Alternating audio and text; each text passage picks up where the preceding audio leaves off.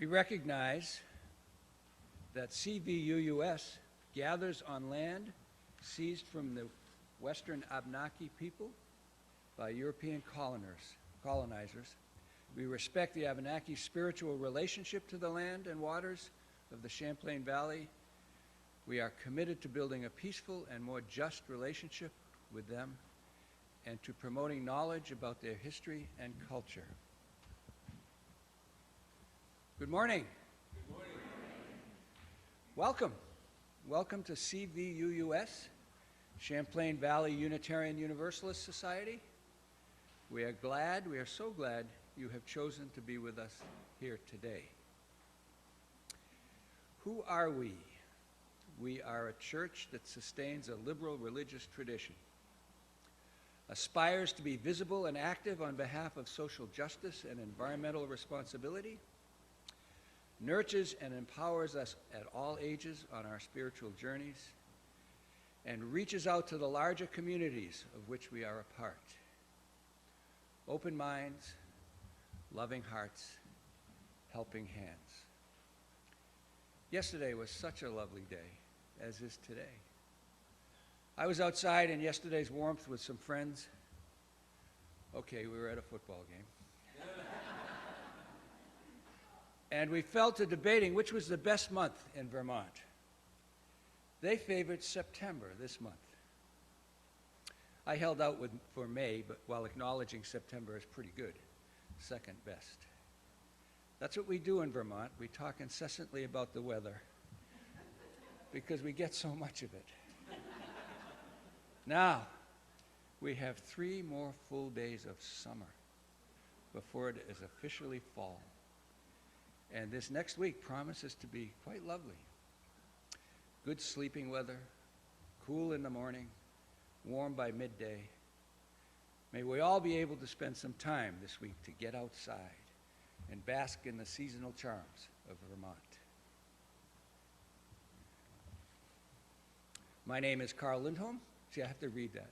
I had to turn my sheet over so I could. My name is Karl Lindholm. I'm a member of the worship team, and I'm pleased to be assisting Esther Charlestin today, a member of our congregation. Esther is offering us a love letter to Haiti. Thank you, Esther. This is a good time to turn off your phone if you haven't already. If you're visiting, please sign the guest book in the foyer so we can send you news of activities and events that enrich our time together. And all, do stay after the service for snacks and friendly conversation downstairs in the Ann Ross Fellowship Hall. I was just told this is birthday Sunday. We have birthday cake for September birthdays. If you have a milestone or passage that you would like to share, do fill out a yellow card and place it in the basket during the offering. There are many pathways to connection here at CVUUS, activities and events in addition to Sunday services that bring us together as a community. They are listed in today's order of service and amplified in Wednesday's blast.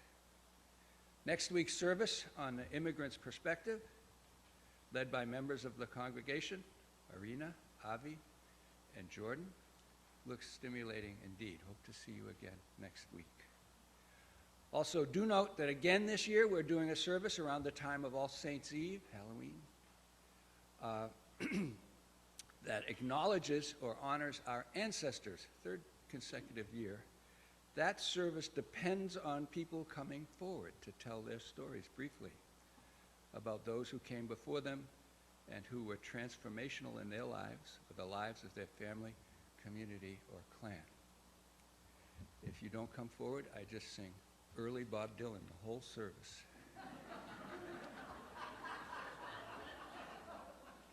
And nobody wants that. Laura informs me that we should be aware of phishing efforts, emails or texts that appear to be from Reverend Tricia, asking us to donate to certain organizations. Ministers are commonly targeted in this way. Remember that our ministers would never ask you for financial gifts, and you should report, unless they do it from the pulpit, and then it's allowed, okay? We are grateful when congregants alert us when it is happening so we can remind people about this nuisance. Now, Kate, you got one of these, right? Kate Ridley? It was Alan got one. Dinah got one. I didn't get one. So be careful. Be careful. It's a text, okay. So let us worship together.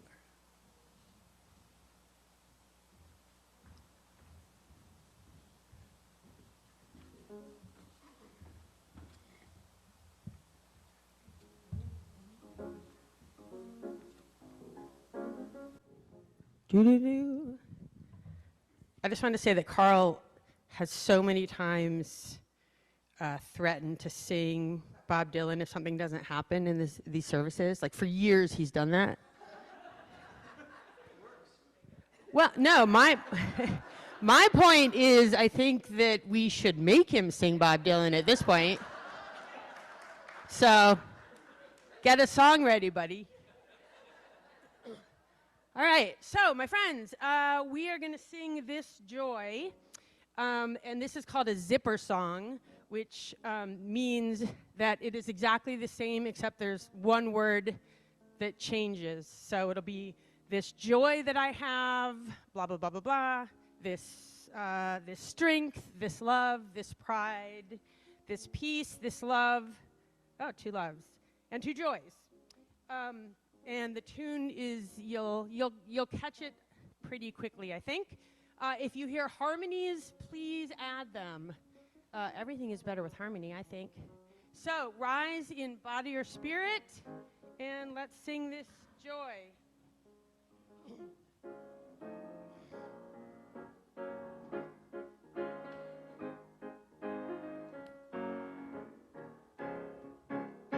This joy that I have, the world didn't give it to me. This joy that I have, the world didn't give it to me.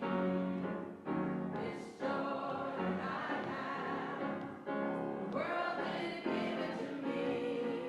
The world didn't give it, the world can't take it away.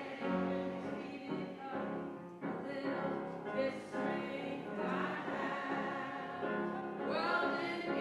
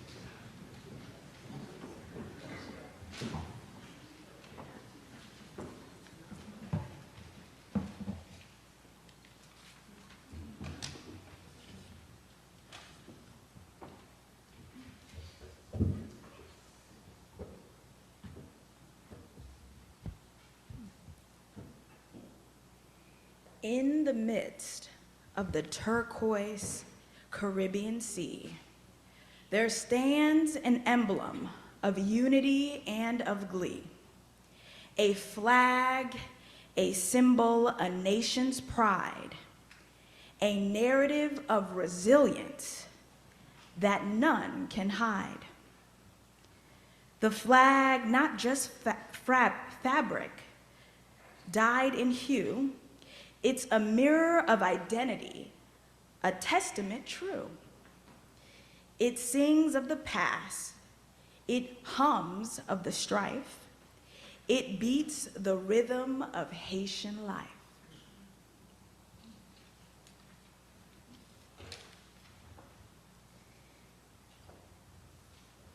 In the dance of red and blue, under the watch of the Caribbean pearls, a symbol of courage untamed, a people, their spirits unchained.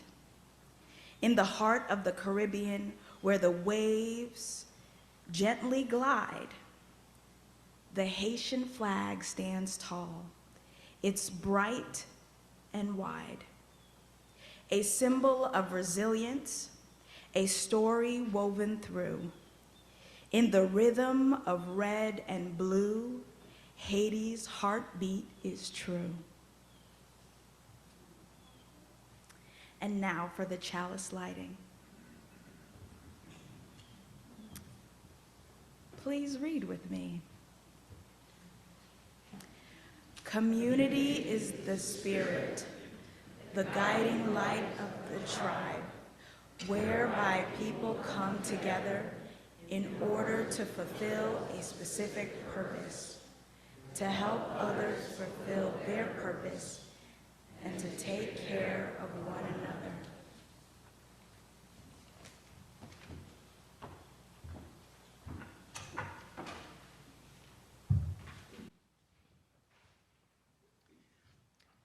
All right, so I'm going to read a story while we see the images from the book up on the screen. So if there are any kids here who want a closer look, or anybody else who wants a closer look, please feel free to go as close to the screen as you want. You can sit on the floor as you like. So 13 years ago, in the country of Haiti, where Esther is from, there was a terrible earthquake. And there's been some earthquakes since then too, but this one was really big. And this is a story about a boy whose house was destroyed in that earthquake. Hope for Haiti by Jess Joshua Watson. When the earth shook and took away my neighborhood, I thought I would never be happy again. Wailing filled my ears, dust filled my nose, tears filled my eyes.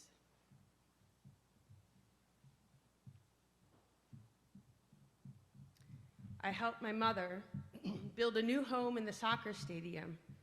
1 piece of tin, 6 posts, 3 sheets. I want to say, just by the way, I have not rehearsed this with Liam, so excuse me if I get off with any pictures. It'll all work out in the end. Many people have come here to make shelters. Some kids wander around lost or wait in line for water. I am too small to compete for the food that the blue hats are passing out, so I sit and watch strangers speaking different languages quickly pass boxes toward the front of the line. In my new neighborhood, people lie in the shade of tarps, many of them injured. When I see a girl kicking a ball made of rags, I remember how we used to be happy playing before the earthquake. Can I play? I ask. Sure, she says. We juggle the ball, trying to keep it off the ground. Other kids come running to join us. Now we have a game. I forget about my hunger as I dribble the ball through 2 defenders and pass it to a teammate. We keep the ball moving quickly between us like a dance.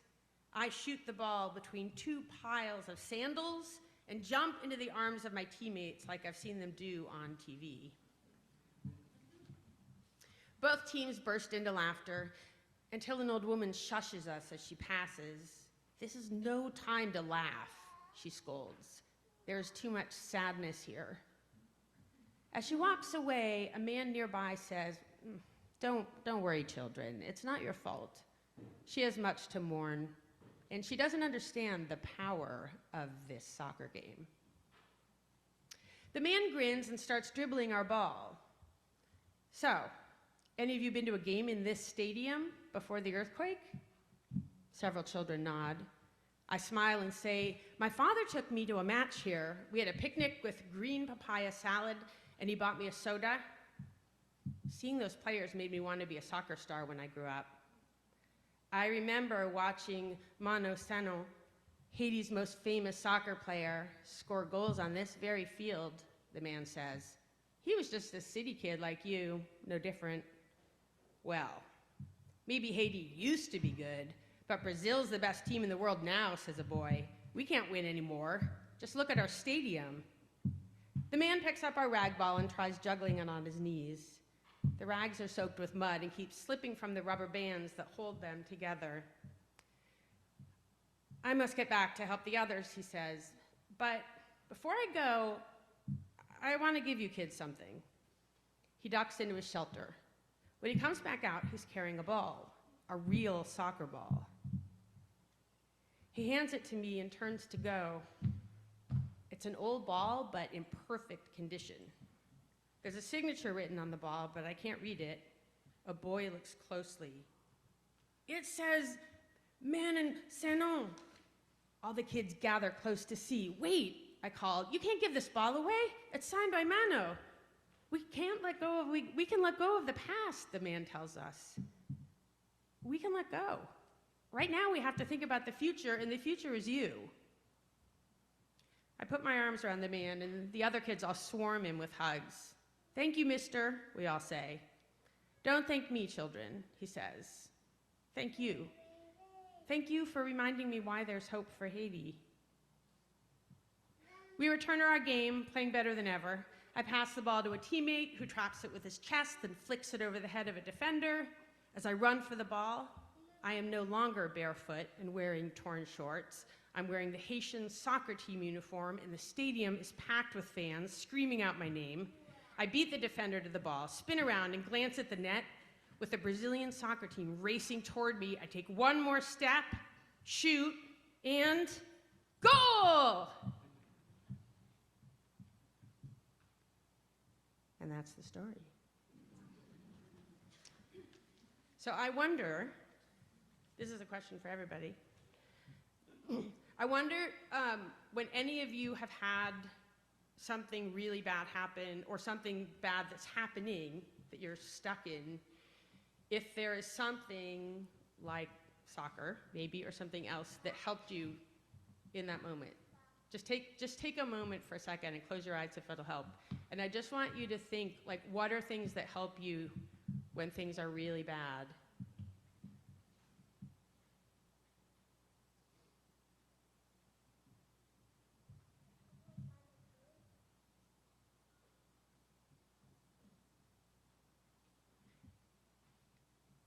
And if you want to, just turn to whoever's sitting next to you, and you can share if you like. You totally don't need to. And we're not going to share out in a big way.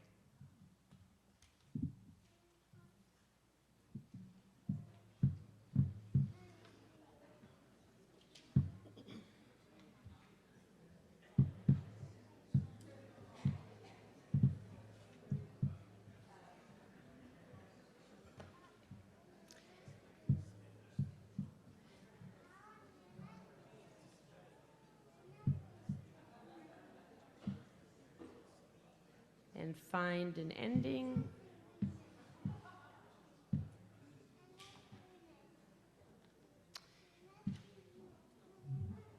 For me, one of the main things is singing. There's actually times like I've walked home and felt freaked out or scared for some reason, like it was dark or whatever, that I've been like, oh yeah, people sing in this circumstance in movies.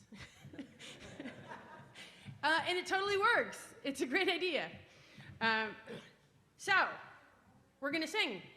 We're going to sing the first two verses of This Joy again, and after the first verse, the kids and Jess, Rouse, and I will go to religious exploration next door in the Fen House, and the rest of you will hang out here, and we'll all meet up at social hour.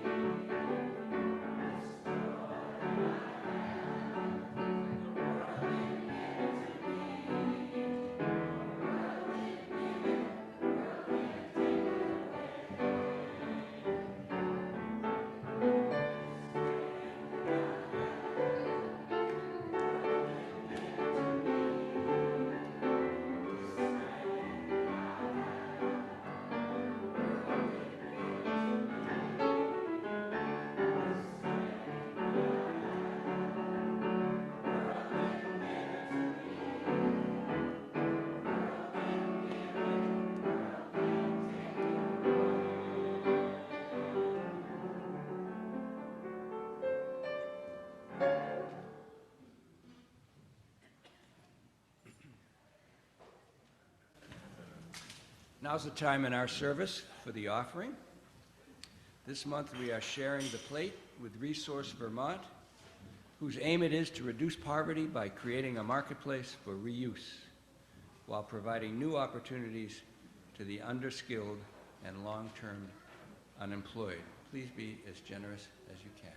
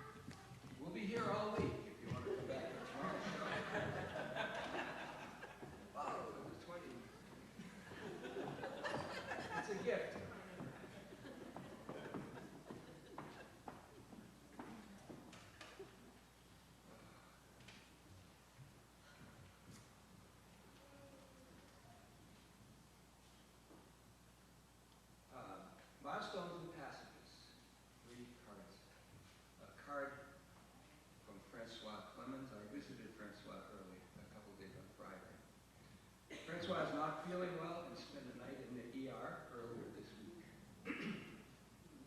I visited him, as I said, on Friday, and he was feeling somewhat better, but quite uncomfortable and sleeping a lot. When I had similar issues not too long ago, Francois called them my gynecological problems. My wife prefers the term plumbing. He has doctor's appointments this week. He does not want phone calls, visits, or texts at this point, but hope we keep him in our minds and hearts, which we certainly will. From John Barstow. Deep gratitude for so many members of CVUUS who shared Friday evening to celebrate and support affordable homes in Addison County. And from Liam Batches. Today, I am painfully aware of the excessive number of guns and amount of gun violence in our society. Yesterday, a neighboring resident was shot and killed by a minor who was trying to stop two adults from fighting. Our arguments and habits of reaching for a gun grieve me. Thank you.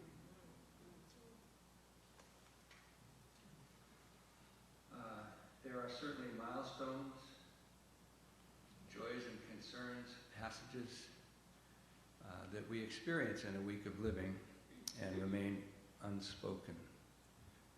Let us now enter a time of silent meditation.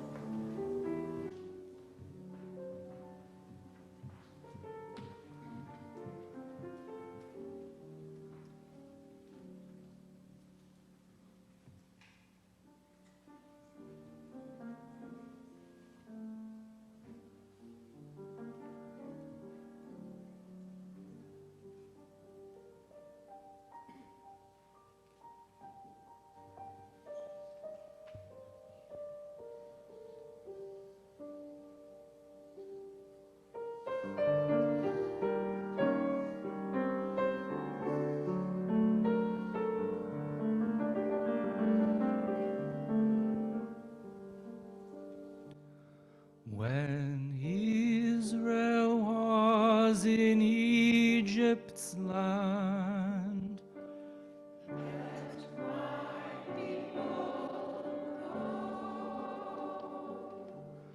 Oppressed so hard they could not stand.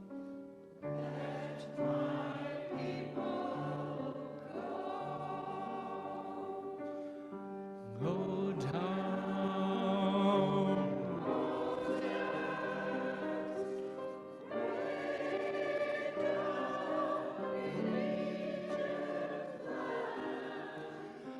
Tell old Pharaoh,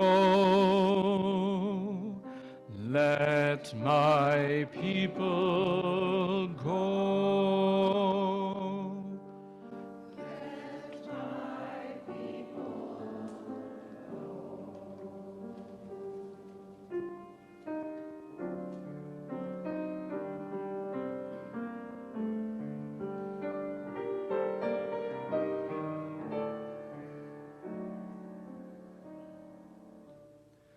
When they had reached the other shore,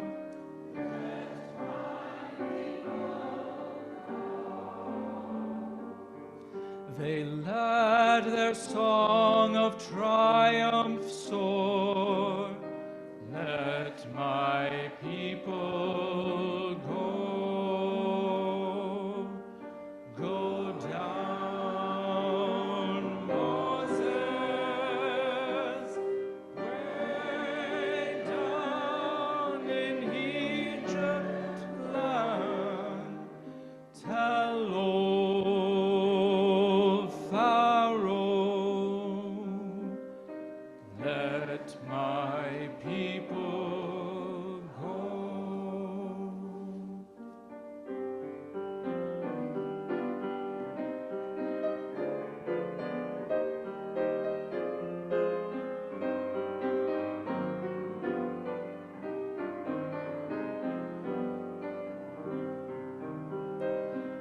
Oh, let us all from bondage free.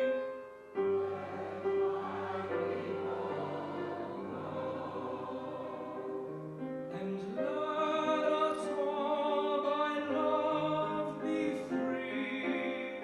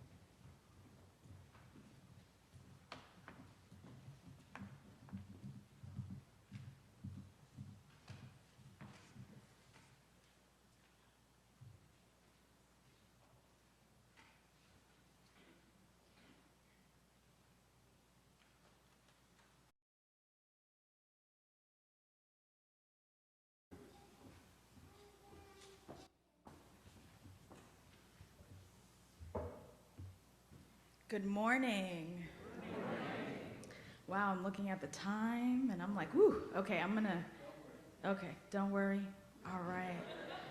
I will say thank you for allowing me to share a part of myself that I feel like I don't often get to talk about or express living in Vermont. And so to watch the video that I listen to all so often and think of my family, to talk about Haiti and talk about the beautiful parts, the hope piece. As we know, that's not what the news reflects right now, but let me tell you, we are a beautiful people. And so thank you for allowing me to share that. Qui es-tu? Is the question, who are you? I am Esther Charlestin, Haitian American, born to immigrants, and two individuals who are so tied and connected to Haiti. I've never been to Haiti, ironically, even though I have so much pride for my Haitian culture. It was the way I grew up. My first language was Haitian Creole. We attended a Haitian Creole church, a Haitian church. It was, oh my gosh.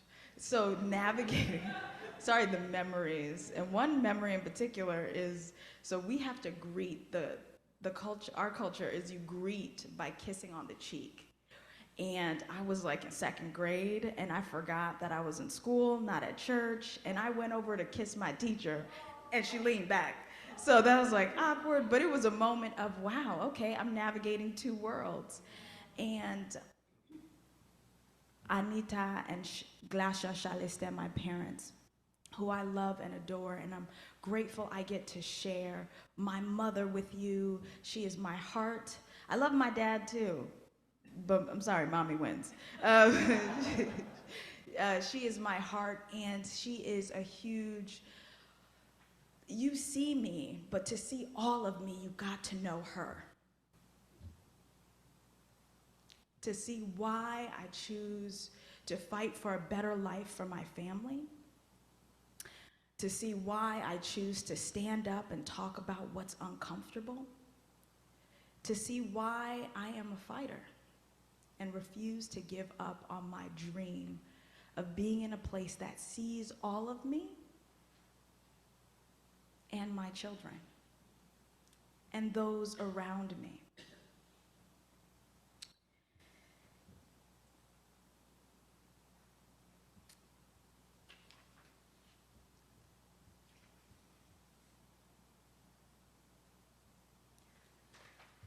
I'm gonna stick to my mom.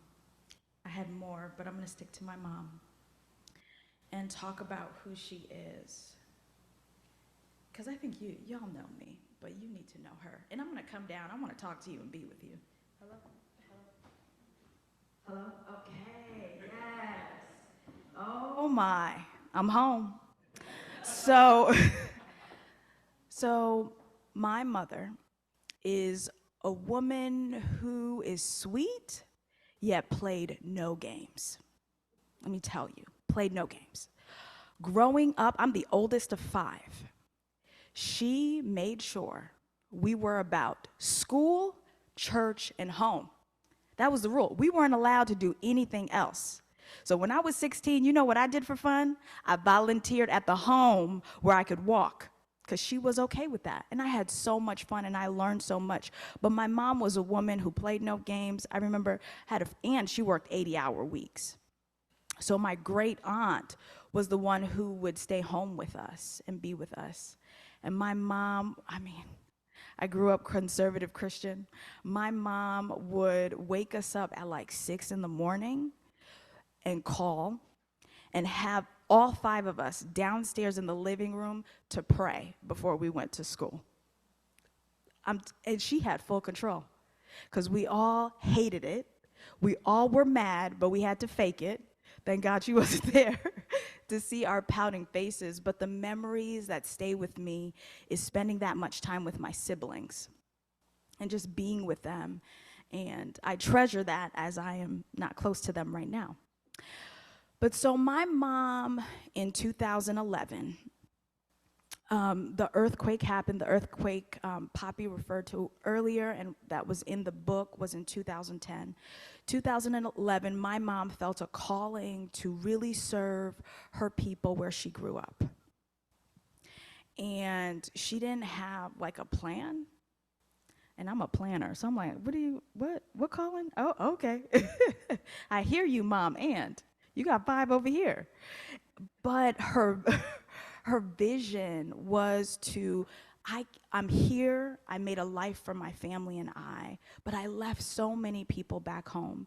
And her parents were activists in the community and knew a lot of people. So my mom started an organization, and she brought folks with her, and you will see her. She's the only black lady in the picture over there. She brought a group of folks, and they've done incredible things in the community where she grew up.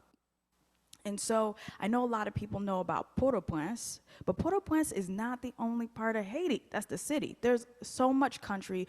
Okap, I plan to vacation there with the beautiful waters. There's so much to Haiti. But where my mom is from, the children would be outside really playing, not a lot of money. And so my mom brought everybody together. She brought all the community leaders together to get the students or kids school supplies to help them. And that's them gathered together. And we could go to the next slide.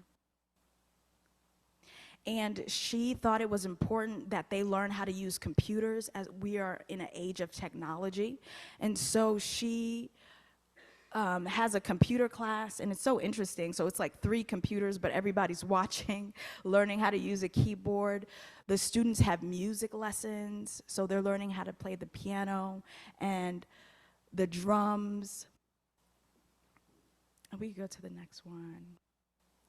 And also feeding the people there. My mom brought, again, everybody in the blue are community leaders, and she would feed them 3 meals a day and have hard conversations around, oh my gosh, we're so similar. Hard conversations around with leaders and people in the community who weren't getting along. She was doing her own form of restorative practice. Come on, does the apple fall too far from the tree? You know, and I'm talking, so I'm living my own life here in Vermont. In 2011, I was already out of the house. I was getting married. I was living a different life. And so I wasn't really paying attention to what my mom was doing. I just knew a little bit about it. And then as I decided to do this project and learn more, I've seen, whoa, her and I are similar. In April 2019, I came here to Vermont, Middlebury, Vermont, for an interview at Middlebury College. And I remember being here and saying, this is the place I want to make home. I can be decisive sometimes. And so I decided, hey, this is a place where my children can be children for a while. I just get that vibe. I went to the co-op, I was hopping in. At the time, I was vegan. And so they had everything I would need. And I was like, this can be home. This can be home for us. And so that's when I started my journey. I accepted the position. I came here and started my life. Shortly after I joined the UU, it's so funny, Barnaby was like, you want to be a member? You just got here. And I was like, yep, I need a community. This seems great. And I was so excited. And it was Crystal Brown who was doing the service the day I came. So, of course, I was like, you know what? This was just divine appointment that I come. My first day was when Crystal Brown was doing a service. And it really touched me. And I decided to go on this journey of making Vermont home. And so part of growing up with immigrant parents, the goal was to assimilate.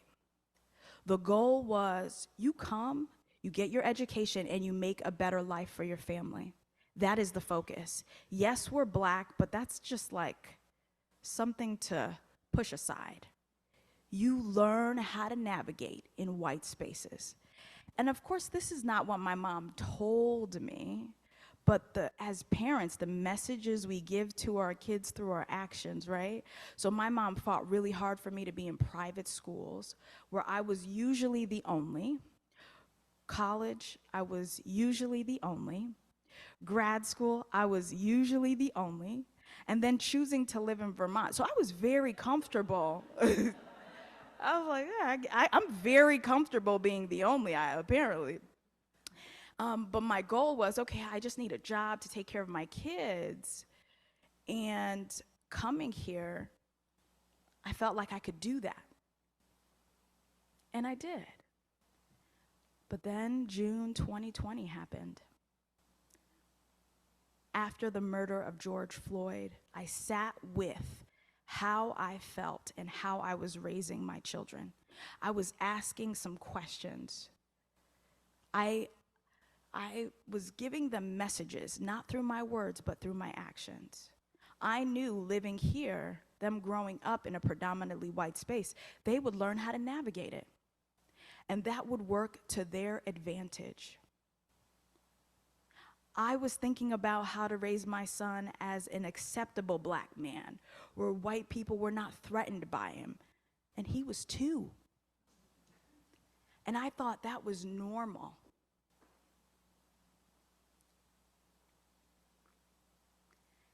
After sitting with myself and acknowledging where I was in the world, knowing when I walk into the room, the first thing people see is that I am a black woman. Yes, a Haitian woman, full of culture, full of pride and identity. But when I walk into a room, folks don't know that. All they see is I am a black woman. And the way things are set up now, there's a number of assumptions that are made about me that I have to fight as soon as I walk in a room.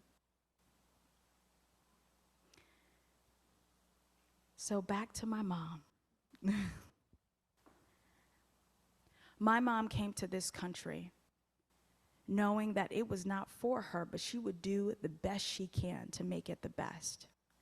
I am here in Vermont, knowing maybe the intention was not that for me to be comfortable as a black woman, but I am making space. I am bringing my own folding chair and saying, excuse me. I'm not waiting to be asked to come to the table. I love it here. My children are living incredible lives, and my plan is to stay here. And my plan is to hopefully let other folks know we can do it. It may be hard, but we can do it, and we can show up. And my intention is that we make it better for the next generation. I want my children, if they choose so, to live in Vermont, to want to be here, to feel safe here, to feel loved here. So let me go back.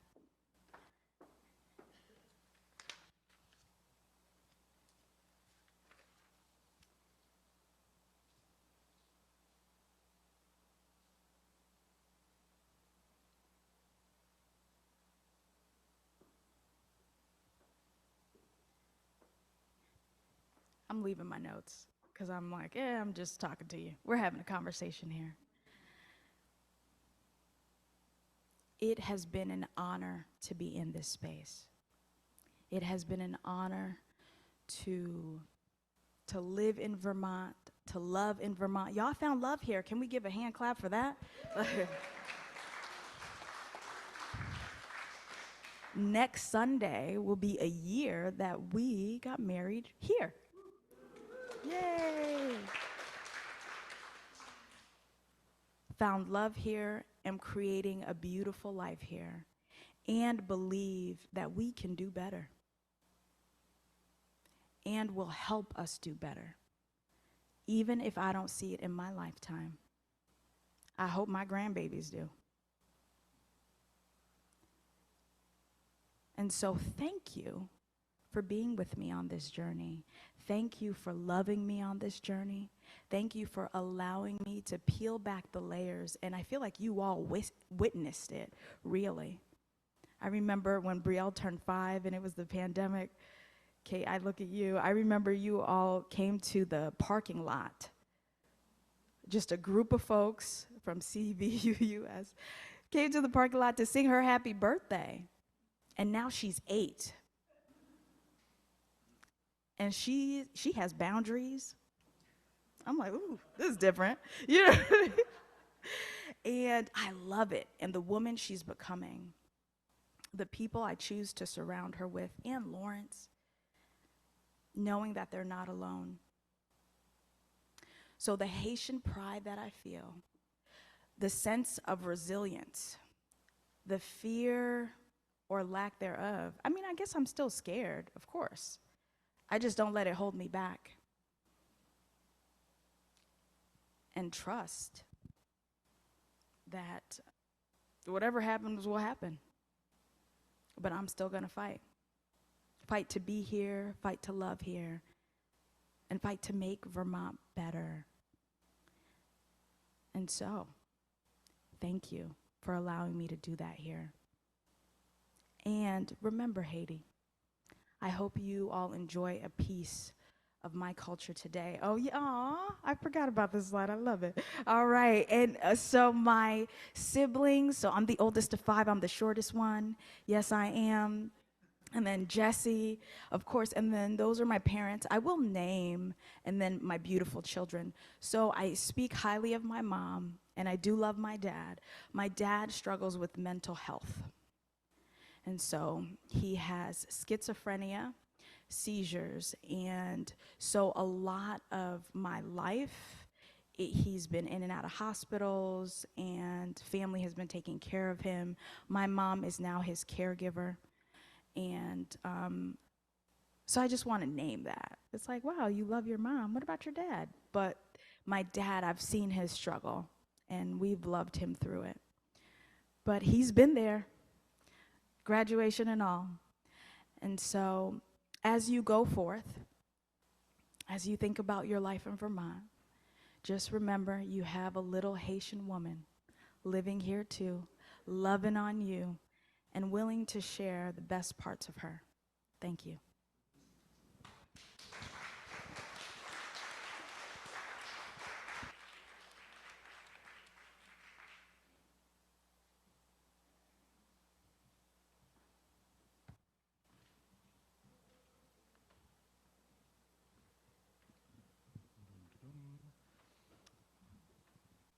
Our closing song today is Lead with Love. Words are up on the screen. I'd invite you to get up and move around a little bit if you like. Choir will lead you through, and here it comes.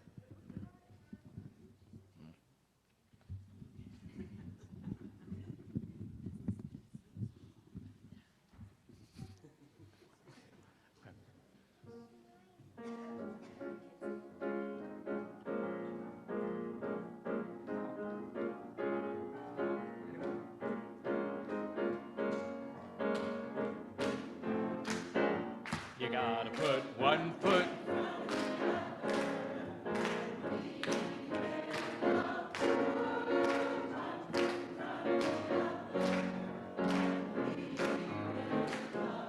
You gotta put one foot.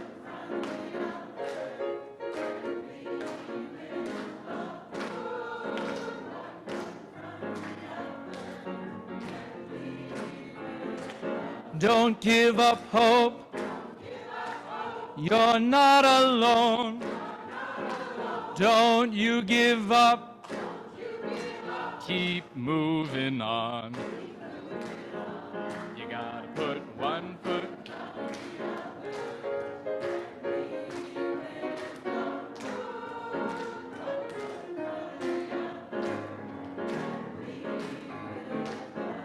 You gotta put one foot.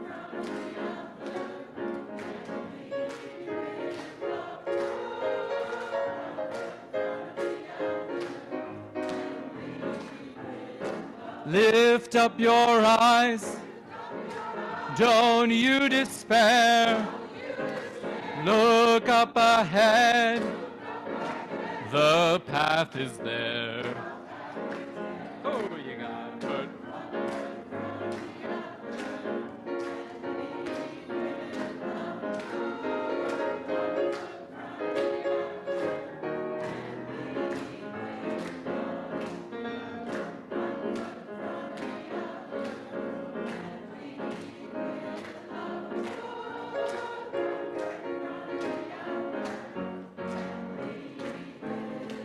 I know you're scared, and I'm scared too, but here I am, right next to you. You gotta put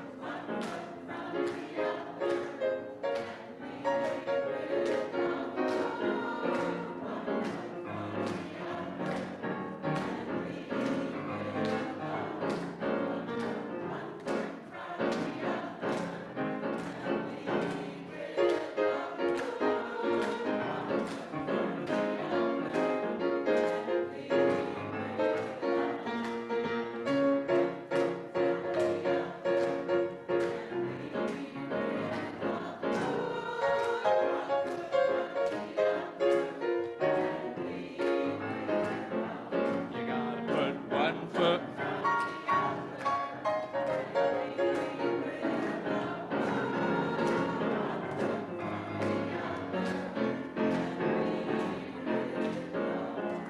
And lead with love, and lead with love, and lead with love, and